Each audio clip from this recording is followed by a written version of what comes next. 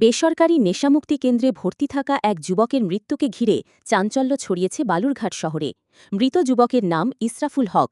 তার বাড়ি উত্তর দিনাজপুর জেলার চোপড়া এলাকায়। পরিবারের অভিযোগ, নেশামুক্তি কেন্দ্রের কর্তৃপক্ষের মারধরের ফলেই মৃত্যু হয়েছে ওই যুবকের। কি হয়েছিল? ওকে এখানে হোমে দিয়েছিলাম, আমাদের সাথে যোগাযোগ হলো ফোনে।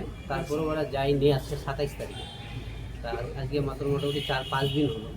5 দিন আজকে হঠাৎ মোটামুটি সকালে ফোন করে 10টা নাগাদ কে তোমার যে যাকে পাঠাইছিলে তো সিরিয়াস, ওকে হসপিটালে আমরা অ্যাডমিট করছি।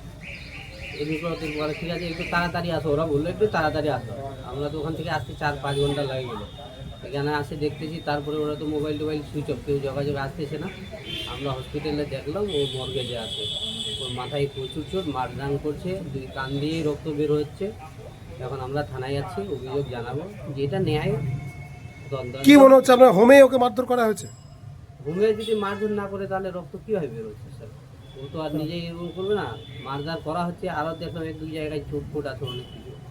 পরিবার সূত্রে জানা গেছে, নেশার আসক্তি থেকে মুক্তি পেতে গত 27শে এপ্রিল ইসরাফুলকে বালুরঘাট শহরের 22 নম্বর ওয়ার্ডে একটি বেসরকারি নেশামুক্তি কেন্দ্রে ভর্তি করা হয়। ভর্তির 5 দিনের মাথায় শুক্রবার সকালে কেন্দ্রের তরফে পরিবারকে জানানো হয় তিনি অসুস্থ হয়ে পড়েছেন এবং তাকে বালুরঘাট জেলা হাসপাতালে ভর্তি করা হয়েছে। পরে জানানো হয় তিনি হৃদরোগে আক্রান্ত হয়েছেন। খবর পেয়ে পরিবারের সদস্যরা চোপড়া থেকে বালুরঘাটে পৌঁছানোর আগেই চিকিৎসকরা ইসরাফুলকে মৃত বলে ঘোষণা করেন। ভাইয়ের নাম হলো ইসাবুল, বয়স হলো 26-27। ভাই একটু দুষ্টমি করতো আমাদের সাথে। আমরা ভাবলাম যে একটু ওখানে যদি দিই তাহলে ওরা অবশ্যই ভালো করে পাঠিয়ে দেবে, তাহলে আমার ভাই আরও ভালো হবে। কিন্তু আমরা আশা করে পাঠাই।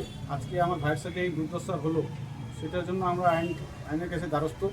আইন যাতে আমাদের নিরপেক্ষ তদন্ত করে আমাদের ব্যবস্থা করে, সেটার জন্য অনুরোধ করছি। কি মনে হচ্ছে আপনার ভাইকে মেরে ফেলা হয়েছে? হ্যাঁ, ভাইকে মেরে ফেলছে। কারা? ঘুমে লোক। আপনারা যখন হোমে দিলেন, হোমটার খোঁজ খবর নেননি? এটা কোথাকার হোম, কি খোঁজখবর নিয়েছিলাম। উনি একদম গ্যারান্টি দিয়েছিল যে আমরা যে কটা ছেলে থাকে আমাদের কাছে নিরাপদ থাকে, সুস্থ থাকে, আমরা সুস্থ করে বাড়ি ফিরাই, আপনাদের কোনো অসুবিধা হবে না, যেরকম নিয়ে যাচ্ছি সেরকমই ফেরত দিয়ে যাব। আজকে আমরা দেখলাম, আমার ভাইকে সুস্থভাবে পাঠিয়ে দিলাম। আজকে আমার ভাইয়ের বডি পেলাম।